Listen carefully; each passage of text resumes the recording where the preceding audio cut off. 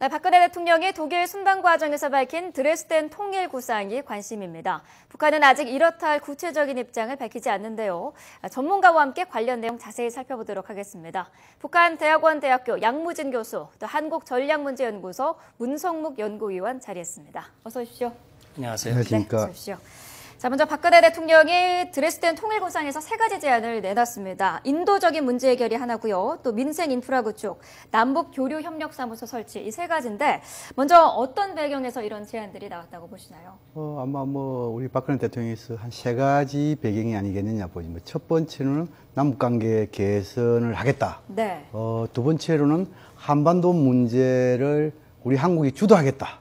세 번째로는 한반도 특히 남북 평화 통일의 기반을 구축하겠다. 그러한 배경이 있는 것으로 분석합니다. 네. 자, 이 가운데서 사실 그 이산가족 상봉 정례화나 이런 인도적인 부분에 대해서는 북한으로서도 어렵지 않게 받아들일 수 있는 부분 아닐까요? 어떻게 보시나요? 예, 이제 북한으로서 필요한 그 지원, 그걸 언급을 했기 때문에 북한도 아마 관심을 가질 거예요. 지난번 이산가족 상봉과 관련해서는 적십자 접촉이라든지 앞으로 남북 고위급 접촉에서 계속 논의하기로 이미 합의가 된 바가 있거든요. 네. 이제 이산가족 상봉 정례화를 위한 우리 적십자 접촉을 제의했을 때 북한이 그걸 거부를 했었죠. 네. 그러니까 그런 중요한 문제는 적십자 실무 접촉에서 논의할 수준의 사안이 아니다라고 얘기를 했어요. 그건 뭐냐면 그걸 피하겠다라기보다는 그거 하나만 가지고 논의하지는 않겠다라고 하는 것이기 때문에 아마도 이산가족 상봉 정례화 문제뿐만 아니라 이 드레스덴 선언에 담겨져 있는 여러 가지 사안들 그리고 여기에 담겨지지 않았지만 북한이 관심을 가지고 있는 것들 막 그런 것들이 앞으로 남북 접촉이 열리게 된다면 같이 논의되지 않겠느냐 하는 생각을 해봅니다. 네, 교수님은 이 인도적 문제 해결에 대해서는 어떤 전망이신가요? 그렇습니다. 그 이산가족 상봉 정례화 문제 그리고 그 북한에 있어가지고 이 산모 네. 그리고 그 영유아 이 일종의 모자 패키지죠. 네. 지금 100일 프로그램이 1000일 프로그램이 이미 유엔 기구를 통해서 하고 있죠. 한 지금 1억 달러 정도, 약 우리 돈으로 한 1000억 정도 되는 걸 알고 있습니다. 네. 이런 부분에 대해서 북한이 상당히 중요합니다. 왜냐하면 지금 이제 우리 그 일부 이 어린이들의 의사, 소아과, 의사 전문가들의 보고서를 보면은 그 영유아 1세부터 5세까지 이런 영유아들에게 만약에 한 1달러 정도 투자를 한다면 한 20세 청년이 됐을 때 $10,000 정도 효과가 있다 이렇게 되어 있습니다. 그래서 네. 영유아의 시기에 엄청난 투자가 필요하다는 것이 드러나거든요. 특히 북한은 더 그렇습니다. 그런 측면으로 봤을 때 상당히 북한 또 호감을 가지지 않겠느냐 그런 생각이 듭니다. 그러나 지금 북한에 있어서 당장 시급한 것은 식량 비료 아니겠습니까? 그런 측면일 때 우리가 정말로 이산가족 상봉의 정례화 한두 차례가 아니고 정례화를 하겠다 하면 과연 이러한 모자 패키지만으로 가능하겠냐. 네. 그런 측면으로 봤을 때 북한이 호응하는데 조금 수단 방법이 좀 약한 것이 아닌가 저는 그렇게 분석을 합니다. 네. 북한 내 그 민생 인프라 구축은 어떻게 보시나요? 좀 만약에 된다면은 이게 획기적인 건데 어떻게 예상하시나요? 그렇죠. 근데 거기 이제 민생 인프라 구축 중에 이제 먼저 강조한 것이 북한의 식량 문제 해결을 위해서 지금 교수님께서 이제 식량 비료 이런 언급을 하셨는데 네. 그동안에 우리가 북한에 지원했던 것이 이제 쌀, 비료 이런 것들을 이제 지원을 했는데 이번에 좀 특징이라면 그런 것보다는 보다 근본적인 문제, 다시 말하면은 그 쌀을 증산할 수 있는 식량 문제를 해결할 수 있는 근본적인 구조부터 협력을 해나가자 그런 얘기예요. 네. 그래서 북한도 지금 그런 어떤 농업 분야의 이 개선을 위해서 나름대로 노력을 하고 있고 특히 이제 김정은 자신이 북한의 그 산림 녹화, 황폐된 산림을 다시 복원하기 위해서 본인이 직접 나가서 나무를 심고 이 산림을 복원해 나가자라고 하는 그런 지시를 내렸거든요. 네. 그런 차원에서 우리가 북한의 산림을 녹화하기 위한 협력을 같이 해나가자라고 하는 것. 그다음에 교통, 통신, 각종 인프라. 그런데 그것이 어떤 일방에만 이익이 되는 것이 아니라 서로에게 공동 이익이 될 수 있도록 북한이 지금 가장 낙후된 부분이 바로 교통, 통신 문제거든요. 네. 그래서 이런 것에 대해서 우리가 적극적으로 지원을 하고 북한은 우리 남측에 이익을 줄 수 있도록 지하자원 개발을 같이 하자라고 얘기를 했기 때문에 과거에도 그런 협력을 하기 위한 그런 협의나 합의와 시도들이 있었거든요. 네. 그래서 이번에 다시금 그런 것들을 이제 북한의 입장을 고려한 그런 협의가 이루어진다면 어느 정도 가능성이 있지 않겠나 하는 생각도 해보고 네. 역시 북한, 중국이나 러시아 지금 이제 핫산과 나진 그 연결 하는 그 협력 사업에 우리 한국도 이제 같이 참여하기로 했지 않습니까? 네. 그래서 그런 협력들을 통해서 하나하나 풀어나간다면 북한도 거기에 대해서 강한 거부를 하지는 않지 않겠느냐 하는 생각도 해봅니다. 네.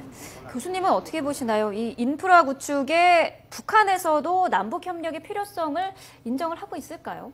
그래서 이제 우리 그 문 장관께서 좋은 말씀을 했는데 일반적으로 그 어려운 국가하고 관계를 할 때는 네. 첫째 신뢰 형성이 중요하기 때문에 신뢰 형성을 위해서 처음에는 지원을 합니다. 네. 또 신뢰가 어느 정도 쌓이고 나면 그다음에 그 개발 지원을 합니다. 마지막으로 협력에 의해 가지고 공동 생산, 공동 판매까지 가는 거거든요. 그런데 지금 현재 이 박근혜 정부와 북한 김정은 정권 사이에 상당히 당국간 불신의 골이 깊습니다. 그런 상황에서 곧장 고기를 주는 것이 아니고 고기를 잡는 것까지 줄 때 북한은 과연 받을 것인가? 네. 여기서 우리 생각을 해봐야 됩니다. 그리고 지금 이제 민생 인프라 구조 상당히 중요합니다. 우리 문장관 말씀처럼 북한에 있어가지고 지금 문제입니까? 주민들의 편익을 위해 가지고 도로라든지 또는 통신이 상당히 중요하지요. 네. 그런데 이미 이 도로, 통신 이런 부분에 대해서는 이미 그 뭡니까? 지난 2007년도 14선언에 포함이 되어 있죠. 그런데 이제 이것은 14선언의 문제하고 조금 연계가 되어 있습니다. 두 번째로 또 지금 문제 뭡니까? 이러한 적어도 철도, 도로 또 이런 부분에 있어서는 우리의 5.13 문제와 관계되어 있습니다. 네. 이 5.13 문제를 어떻게 해결할 것인가 또 그게 중요하고 또 지금 이제 여기 우리 박근혜 대통령의 그 소위 보면은 그 민생 이 편익 이 관련해 가지고 핵이 진전된다 하면은 동북아 개발은행 설립을 통해 가지고 금융까지 지원하는 프로그램까지도 나름대로 하겠다 얘기했거든요. 그런데 지금은 이제 잘 아시다시피 이 국제사회의 금융위원회에서는 IMF라든지 월드뱅크라든지 모두가 미국의 장악에 있습니다. 그렇다 하면 과연 핵 문제만 해결됐다 해가지고 이런 은행이라든지 국제금융이 우리가 주도해가지고 북한을 할 수 있겠냐? 저는 어렵다고 봅니다. 왜냐하면 북핵 문제가 해결되면 또다시 뭡니까? 임금 문제 있습니다. 또 임금 문제 해결되면 또 뭡니까? 개방 문제 나옵니다. 그런 측면을 봤을 때 적어도 미국의 장악에 있는 국제금융을 통해 가지고 북한에 지원하겠다. 북한 현실 입장에서는 먼 훗날의 이야기가 아니겠냐. 단지 좀 이번에 긍정적으로 평가하는 것은 비록 5.13 문제와 관계되는 북한의 SOC 이 부분에 대해서 좀 초보 단계이지만 하겠다는 나름대로 이런 의지를 보실 때 5.24 조치를 좀 더 유연하게 해석할 여지가 있는 것이 아니겠냐. 이런 네. 측면에서 저는 좀 더 긍정적으로 평가합니다. 네. 어떻습니까? 5.24 조치 말씀을 하셨는데 정부의 대북 정책이 이번에 좀 한층 유연해졌다라는 평가하는 분들도 있거든요. 어떻게 보시나요? 예, 그렇죠. 여기서 명시적으로 뭐 정부가 대통령께서 직접 5.24 조치를 뭐 해제하겠다라든지 그런 언급을 하지는 않았지만 네. 지금 5.24 조치에서는 개성공단 문제와 인도적 지원 이외에는 모든 교류와 지원을 중단하겠다라고 얘기한 것이었거든요. 네. 그렇기 때문에 여기서 나오는 이런 지원이라든지 교류협력 사업이라든지 이것은 추가적인 투자나 지원을 얘기를 하는 거란 말이죠. 네. 그것은 5.24 조치에서 그 많은 것을 넘는 그런 차원의 얘기란 말입니다. 그런 차원에서 봤을 때 우리 정부가 비록 북한이 과거에 천안함 북침이라든지 연평 포격 도발이라든지 북한의 도발에 대해서 성의 있는 조치를 지금 취하고 있지는 않지만 그렇다고 하더라도 남북 간에 이번에 얘기한 세 가지 남북 주민의 인도적 문제, 그 다음에 인민생 문제, 그리고 동질성을 회복하는 이런 사안, 통일을 준비하는 데 기여하는 조치라면 네. 그런 것들을 넘는 것이라도 우리 국민의 공감대를 바탕으로 해서 하나하나 풀어나가겠다. 그 다음에 아까 그 SOC 문제라든지 이런 것들이 결국은 신뢰가 쌓여나가는 것에 따라서 그 SOC 지원과 협력의 폭을 넓혀나갔다는 얘기를 했고 네. 우리 교수님께서 정말 그 현실적인 지적을 해주셨는데 북한이 핵 문제를 해결하는 다시 말하면 비핵화의 길로 들어섰다 하더라도 미국이라든지 국제사회가 과연 북한에 적극적인 지원을 하겠느냐 네. 이런 말씀을 하셨는데 저는 그런 생각이 듭니다. 만약에 북한이 핵을 포기하는 단계가 된다면 아마도 지금 지도부의 생각과는 상당히 다른 생각으로 바뀌어져야만 가능하지 않겠느냐. 그런 차원에서 봤을 때는 북한이 핵을 포기하는 결단을 한다면 아마 개방에 관한 결단도 하지 않겠느냐 하는 생각을 해보고 네. 그런 상황이 되면 정말 이번 드레스덴 선언이 선언에 그치는 것이 아니라 그것이 가시화되고 현실로 이어지는 상황도 올 수 있다. 그래서 저는 북한이 이번 기회를 놓치지 않았으면 좋겠다는 그런 바람이 있습니다. 예, 그래서 네. 이제 그것도 저쪽으로 동감을 하고 예를 들어가지고 핵 폐기의 의지가 있다면 계획 개방 못 하겠냐? 네. 그래 가기를 기대합니다. 그리고 또 지금 이제 민생과 관련해 가지고 우리 박근혜 대통령께서 이제 복합 그 농촌 단지에서 이거 상당히 중요합니다. 이것은 일종의 뭡니까? 그 북한판 새마을 운동이라고 볼 수 있겠지, 그죠?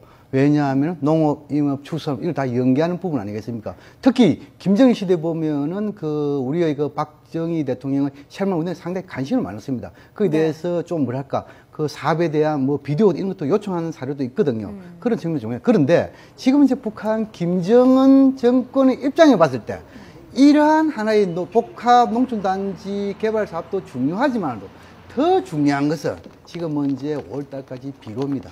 비료 이것이 적기에 뿌리지 못한다면 향후 알곡 생산 문제 상당히 문제가 있지 않겠습니까? 비록 북한이 지난 한 3년 동안에 약 한 50만 톤 정도 식량이 정산되어 왔습니다.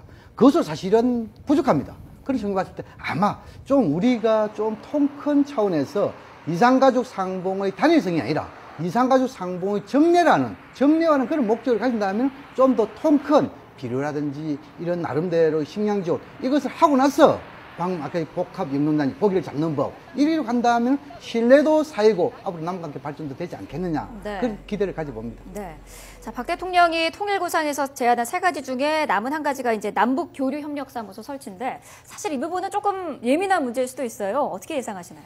예, 아마 북한이 당장 뭐 서울이나 평양에 그런 교류협력사무소를 설치하자는 거에 대해서 호응할 가능성은 그렇게 높지 않다고 봅니다. 네.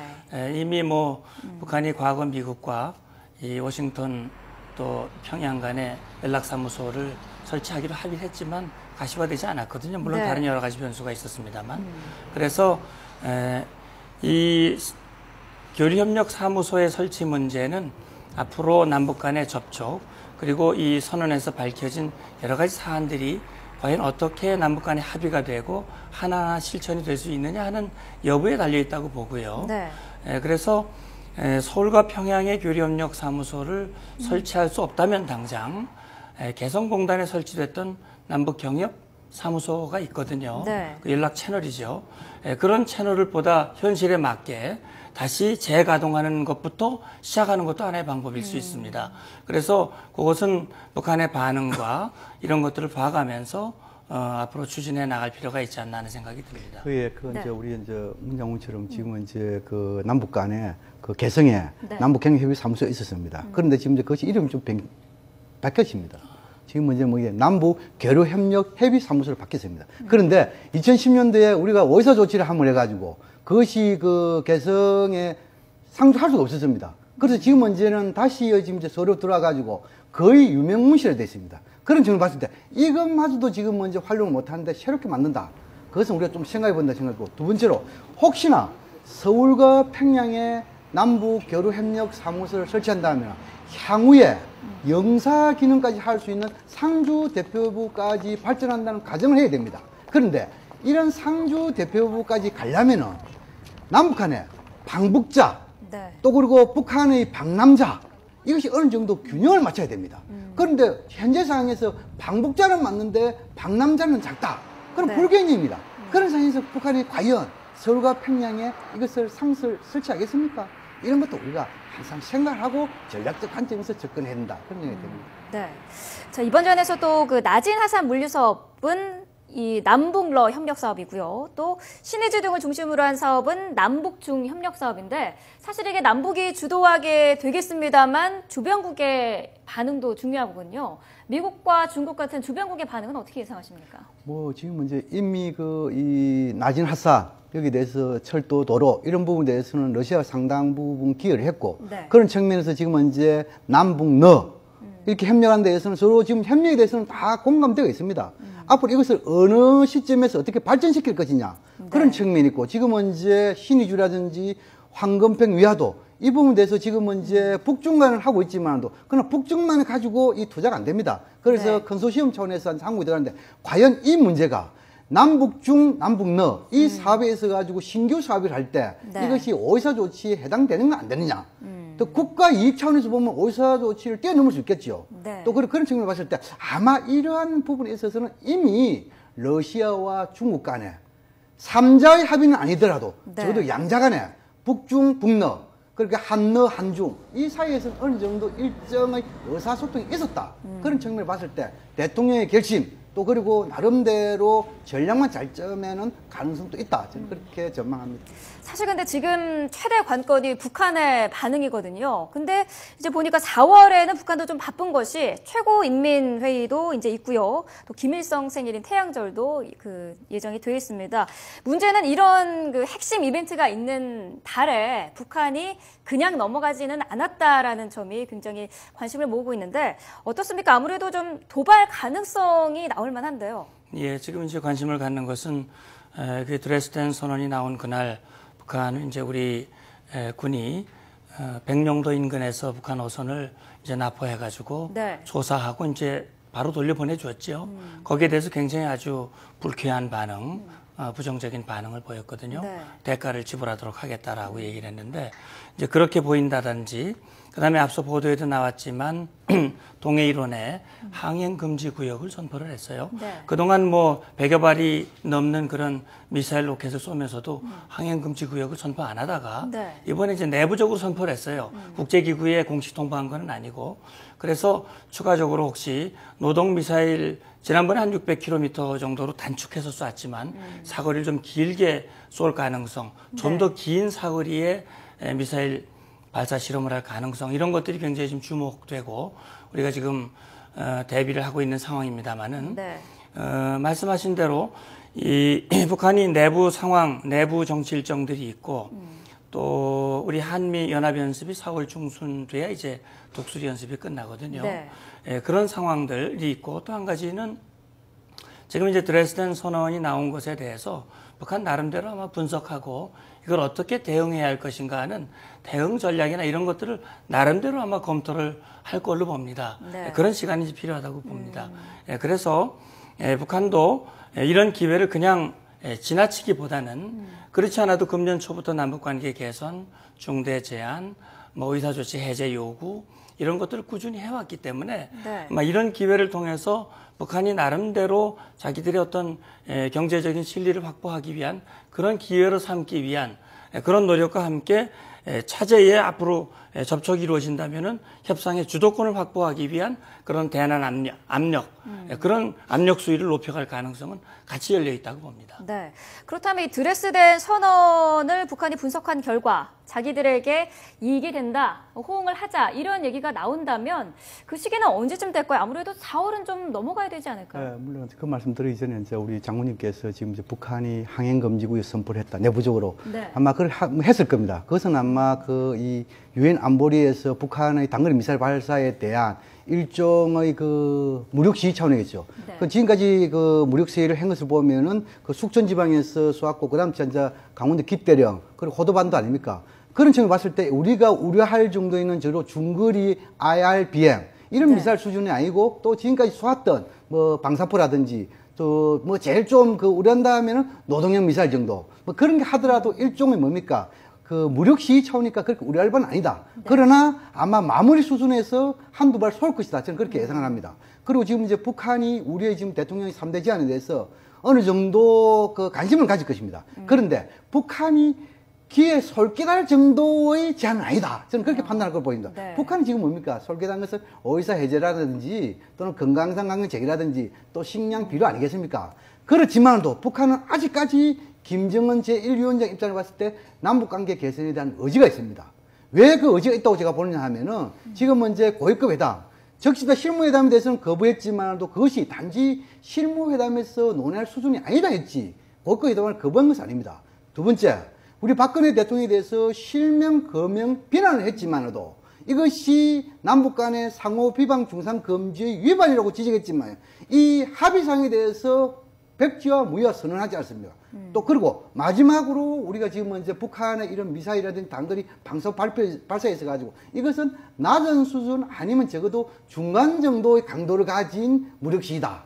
그런 측면을 봤을 때 네. 아마 북한은 조만간에 우리 측에 먼저 고위급 접촉에서 합의한 상호 비방 중상 금지에 대한 명확한 입장을 밝혀라. 이렇게 나올 겁니다.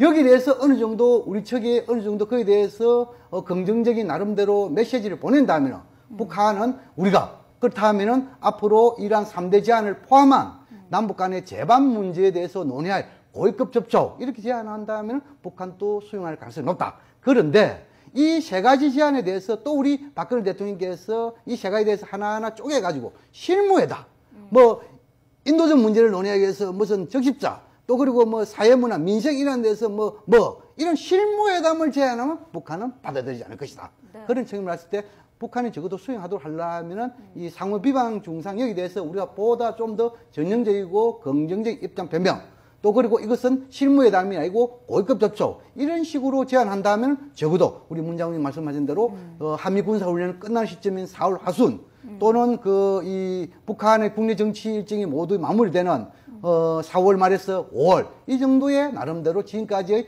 낮은 수준의 긴장 국면에서 낮은 수준의 대화 국면으로 전환할 가능성이 있다. 저는 그렇게 전망을 합니다. 네, 알겠습니다. 자, 오늘 두 분 말씀은 시간 관계상 여기까지 듣도록 하겠습니다. 북한대학원대학교 양무진 교수 그리고 한국전략문제연구소 문성묵 연구위원과 함께했습니다. 오늘 나와주셔서 감사합니다. 감사합니다.